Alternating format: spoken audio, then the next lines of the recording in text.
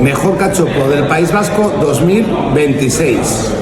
Filete de ternera de Asturias con 25 días de maduración, relleno de jamón ibérico, queso idiazábal y trufa negra. Estamos en el centro asturiano del País Vasco, en Vitoria, y ojo porque se ha llevado más premios. Mejor fabada del País Vasco 2026.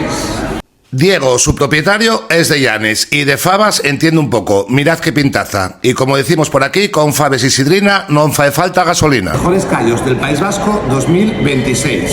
También se ha llevado el premio a los mejores callos, pero mirad, sobre todo estos postres, barreña, un postre típico asturiano, y esta tarta de queso súper cremosa, alucinantes. El restaurante se llama El Trasgufartón y es el centro asturiano de Vitoria, en el País Vasco, y es que es un local que respira asturianía por los 4 costados.